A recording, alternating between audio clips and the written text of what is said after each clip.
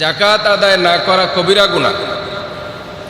সম্পদের ওই অংশকে যাকাত বলা হয় যা আল্লাহ সুবহানাহু ওয়া তাআলার পথে ব্যয় করা মানুষের জন্য আল্লাহ সুবহানাহু ওয়া তাআলা আবশ্যকীয় করে দিয়েছেন, ফরজ করে দিয়েছেন।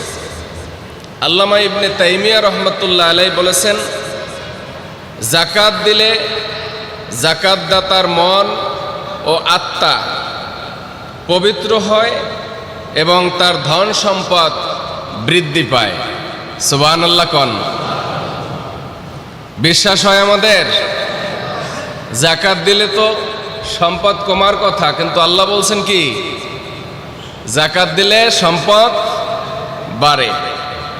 যাকাত দানকারীর মন মানসিকতা ও ধ্যান ধারণা বিস্তার লাভ করে। লোকটা তার যোগ্যতা বেড়ে যায়, তার আন্তরিকতা, ধৈর্য, প্রজ্ঞা শক্তি বেড়ে যায় যাকাত দেওয়ার মাধ্যমে। আল্লাহ তাআলা সূরা তাওবার 103 নম্বর আয়াতের মধ্যে বলেছেন, খুয মিন আমওয়ালিহিম সাদাকাতান তুতাহহিরুহুম ওয়া তুযাক্কিহিম বিহা। তাদের কাছ থেকে যাকাত আদায় করেন এই উদ্দেশ্যে যাতে আপনি তাদেরকে পবিত্র এবং পরিশুদ্ধ করতে পারেন।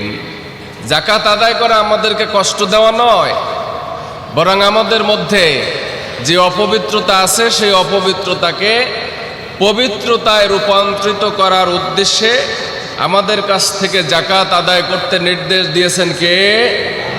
আল্লাহ পাক রব্বুল আলামিন। যাকাতের বিধান একটি বই আছে, বইটার লেখক হচ্ছেন বিশ্ববিখ্যাত একজন ইসলামী স্কলার আল্লামা ইউসুফ আল কারজাবী। আল্লামা ইউসুফ আল কারজাবীর পরিসংখ্যানে পবিত্র কোরআনে যাকাত শব্দটি 30 বার উল্লেখ করা হয়েছে। কয়বার? 30 বার।